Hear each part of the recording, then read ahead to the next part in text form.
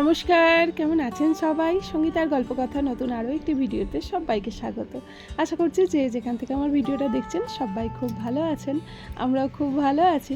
আজ হচ্ছে শ্রাবণ মাসের প্রথম সোমবার। দেখুন আকাশটাও কি সুন্দর আজকে লাগছে। পুরো পাহাড় পুরো মেঘে ঢেকে গেছে, সাদা সাদা পুরো একদম মেঘে ঢাকা পড়ে গেছে, খুব ভালো লাগছিল। আর এই দেখুন ছাদের পুঁইশাক গাছগুলো আমার কি সুন্দর আবার বেড়ে উঠেছে। সেদিনকে আমি কাটলাম, তা আবার নতুন বৃষ্টি পেয়ে আবার নতুন হয়ে করে বেড়ে উঠেছে। আর এদিকে ছাদে আজকে সেরকম কোনো ফুল নেই, একটাই জবা ফুল ছিল, তো এটাই এখন তুলে নিলাম। সারা রাত কালকে বৃষ্টি হয়েছে, তো এখন যা হোক আকাশটা পরিষ্কারই আছে। তো এই দেখুন চারিদিকে জল জমে গেছে, খুব বৃষ্টি হয়েছে। তো চলুন এখান থেকেই আপনাদেরকে সাথে নিয়ে আজকে ভিডিওটা শুরু করছি। আর বেশি বকবক করবো না, আজকে অফুরন্ত কাজ আছে, তো বেশিক্ষণ দাঁড়ালে হবে না। ছাদে এলে কি হয়, মনটা চায় না ছাদ থেকে নিচে যেতে, কিন্তু যেতে তো হবেই। চলুন নিচে যাওয়া যাক এবার।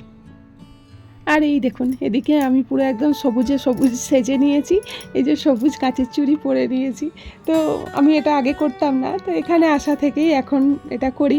তো এখানে অনেকেই সবাই পরে প্রায় কাঁচের চুড়ি, সবুজ কাঁচের চুড়িটা শ্রাবণ মাসে সবাই পরে। আর এই যে সবুজ নেল পালিশও পরে নিয়েছি, তো একদম সবুজে সেজে উঠেছি।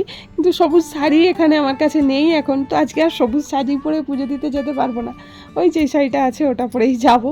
তো যাই হোক, এখানে আসা থেকেই আর শুনেছি এটা স্বামী সন্তানের মঙ্গল কামনায় পড়ে থাকে, তো সেই কারণের জন্য এটা ঠাকুরের নাম করেই পড়ে নিই।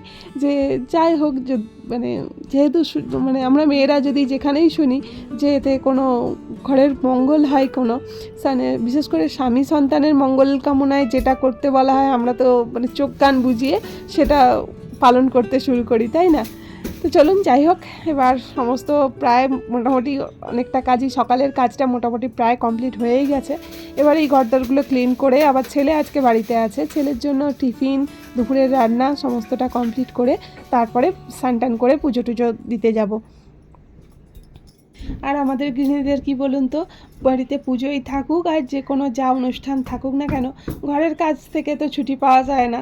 ঘরের কাজগুলো করতেই হয়, যতই যাই ব্যস্ততা থাকুক, ঘরদোর পরিষ্কার করেই তারপরে সমস্তটা কমপ্লিট করতে হয়। তো চলুন, এদিকে আমার বিছানাটা গোছানো হয়ে গেছে। সোমবার, জানেন শ্রাবণ মাসের আজকে প্রথম সোমবার, তো বলে বাবার পুজো আছে আজকে। সকাল থেকে চরম ব্যস্ততা। আজকে ছেলের স্কুল ছিল, মানে এক্সামও ছিল, কিন্তু ওদিকে একটু ট্রাফিক প্রবলেমের জন্য আজকে স্কুল থেকে মেসেজ দিয়েছে যে আজকে স্কুলটাও বন্ধ। তো ছেলেও বাড়িতে আছে, তো ওই জন্য সকাল থেকে একটু বেশিই তাড়াহুড়ো। ভেবেছিলাম সকালবেলা ওকে স্কুল পাঠিয়ে দেবো, ওর মতো খাবার দাবার করে বাস আমি নিশ্চিন্ত মনে ওদিকে পুজো দিতে পারবো। কিন্তু যা ভাবি সেটা তো আর সবসময় হয় না।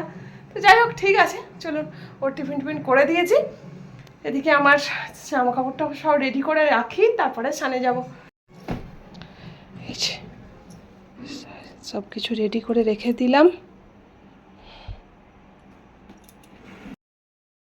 তো ভুলেই গিয়েছিলাম যে ছেলে রান্না করতে হবে, ওই জন্য আজকে চলে এসেছি এখন কিচেনে। তাড়াতাড়ি করে আগে রান্নাটা করে রেখে তারপরে স্নান করব।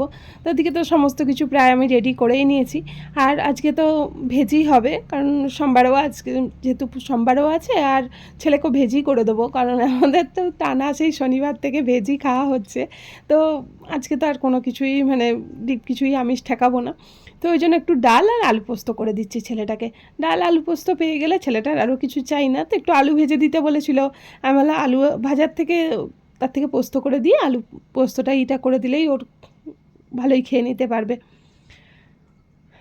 আর ভাতটা, চালটা ভিজিয়ে রেখে চলে যাব, ভাতটা এসে করে দেবো গরম গরম। ঠান্ডা হয়ে গেলে না ভাত ভালোও লাগবে না, তো ওই জন্য ভাবছি চালটা রেডি করে রেখে যাব, এসে ভাতটা বসিয়ে দেবো, তাড়াতাড়ি ভাতটা হয়ে যাবে।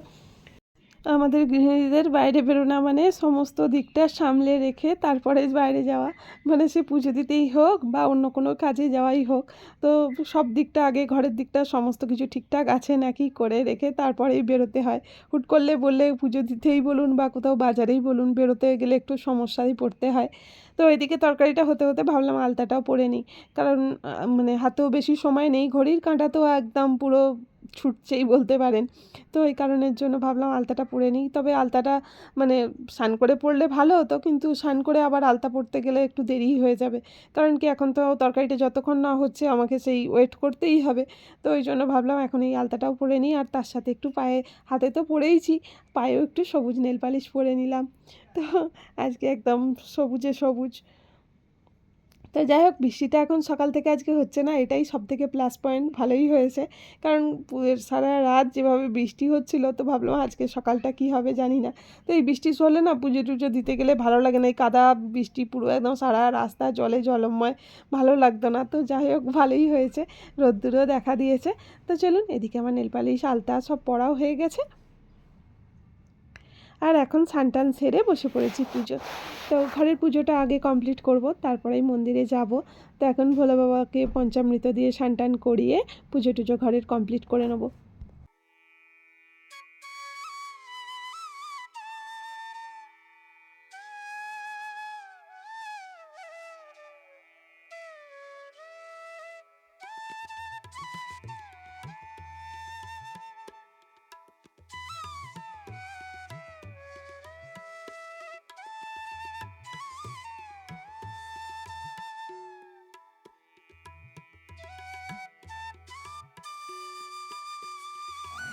শিবায় ওম নমঃ শিবায় নমঃ শিবায় নমঃ।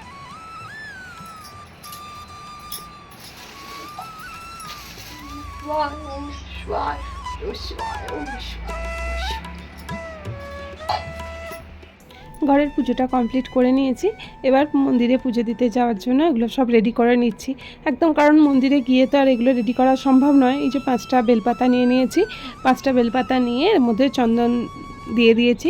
কারণ একবারে সমস্ত রেডি করে নিয়ে গেলে না মন্দিরে গিয়ে সুবিধা হয়, প্রচুর ভিড় লেগে যায়, তো ওই জন্য সমস্তটা রেডি করে নিয়ে যাচ্ছি। রেডি হয়ে নিয়েছি, পুজো দিতে যাবো। ঘরের পুজোটা সমস্ত কিছুটা কমপ্লিট করে নিয়েছি, এবার যাবো মন্দিরে পুজো দিতে। তাড়াহুড়ো করে পুরো কীভাবে যেন আজকে সকাল থেকে হচ্ছে, সকাল থেকে আজকে কাচাকুচিও করেছি, অনেক কিছু কাজকর্ম হয়েছে, সেই জন্য এদিকটা লেট হয়ে গেল অনেকটাই। চলুন এখন যাই মন্দিরে।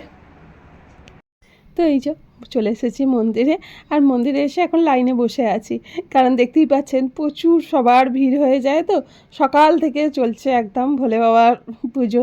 তো সেই জন্য একদম মানে, আর ক্যাম্পের মধ্যে আমাদের প্রচুর সবাই আসে, মানে কারো কেউ বাদ নেই, সবাই এই শ্রাবণ মাসটা সবাই মানে। তো আর মানে আর ক্যাম্পেতে আমরা মানে শুধু বাঙালিরা, মানে ভারতবর্ষের বিভিন্ন ভাষাভাষীর মানুষ বাস করে। তো সেই জন্য দেখবেন আমাদের মানে আমাদের এই বাঙালি স্টেটের থেকে বাইরের স্টেটে তো শ্রাবণ মাসটা বিশেষ করে মানাই হয়। তো সেই কারণের জন্য সবাই পুরো কেউ বাদ থাকে না, এই শ্রাবণ মাসের পুজোটায় সবাই একদম জল ঢালতে আসে।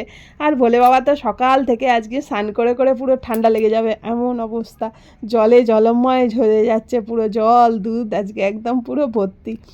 ওই মানে পুজো হচ্ছে আর একদিকে পরিষ্কারও হচ্ছে, দেখতেই পাচ্ছেন আগে যেমন কেমন ভর্তি ছিল পুরো, অনেকটাই এখন পরিষ্কার হয়ে গেছে। তবু পরিষ্কার করে আবার পুজো দেওয়া হচ্ছে, আবার পরিষ্কার করে সমস্ত কিছুটা ধুয়ে দেওয়া হবে।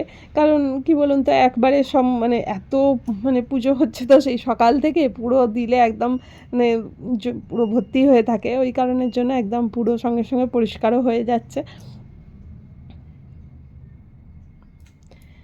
খুব ভালো লাগে আর কি বলুন তো, এই মন্দিরে এলে না মানে বাড়ি যেতে ইচ্ছা করে না, অনেকটা টাইমই পুরো এখানে পার হয়ে যায়। কারণ সব সময় তো সবার সাথে দেখা হয় না, এই মন্দির এমন একটা জিনিস, আর এই সময় সবার সাথে দেখা হয়, তো বসে সবাই গল্প করি। এই শ্রাবণ মাসটা যেমন, তেমন আবার শিবরাত্রিতেও হয়। তো এই বসে বসে সবাই মিলে একসাথে গল্প করতে করতেই অনেকটা সময় এখানেই পার হয়ে যায়। খুব ভালো লাগে সবাই মিলে মন্দিরে বেশ মিলে মিশেই পুজো দিতে, না কী যে আনন্দ হয়। তো তবে যখন চলে যাব ওই স্মৃতিগুলো সারা জীবন রয়ে যাবে। তো যাই হোক, ক্যামেরা বন্দি করে রাখার এই একটা সুবিধা কি, সারা মানে যেখানেই যাই না কেন এই দিনগুলো কোনো দিন ভোলা যাবে না, ক্যামেরা বন্দি হয়ে সারা জীবন থেকে যাবে। তো মন্দিরে কিছুক্ষণ সময় কাটিয়ে তারপরে বাড়ির দিকে রওনা দেব। এই মন্দির থেকে ফিরলাম, ঘড়ির কাঁটায় এখন 1:30টার মতো প্রায় বাজতে যায়। এই মন্দির থেকে ফিরে ড্রেস চেঞ্জ করেই আগে সোজা চলে এসেছি কিচেনে, কারণ ছেলেটার জন্য রান্না তো করে রেখে গেছিলাম, কিন্তু ভাতটা বসাইনি, এত যে দেরি হয়ে যাবে বুঝতে পারিনি। তো এখন এই ভাতটা তাড়াতাড়ি বসিয়ে দিয়েছি, হয়ে যাবে এক্ষুনি। চলো তো এইসব করে রেখে ছেলেটাকে খেতে দিয়ে আবার একটু যাব এক বান্ধবীর বাড়িতেই, সবাই মিলে একসাথে বসে আজকে সাবু খাবো। তো সবাই ওখানে সবাই আসবে, তো ওখানেই আজকে সাবু খাওয়া হবে। ওর বাড়িতেই সমস্ত ব্যবস্থা হয়েছে, আমি শুধু এখানে একটু সাবু ভিজিয়ে রেখেছিলাম। সঙ্গে সঙ্গে ট্যাটাসে ছেড়ে দিয়েছে একটু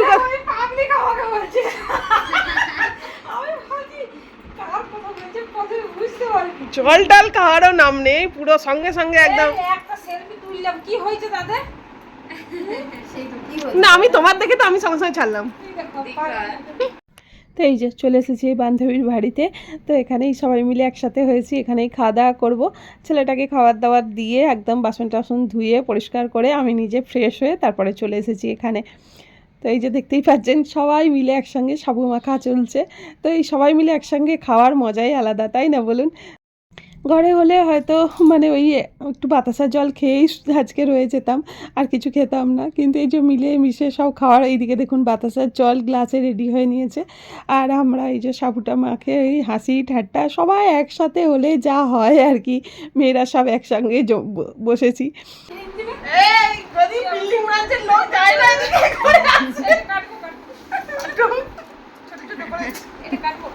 কুচো কুচো করো, কুচি কুচি করে আপেলের মতো। হ্যাঁ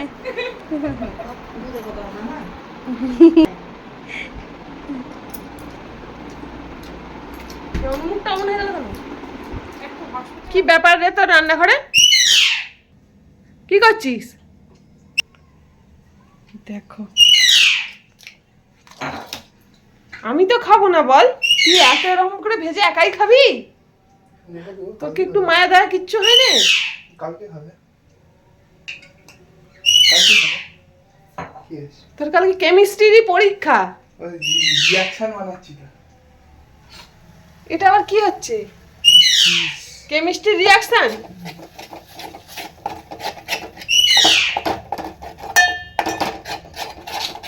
দেখো বন্ধুরা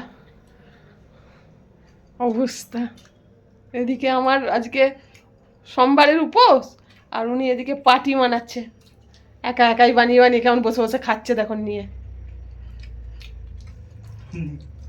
খাবে? খা।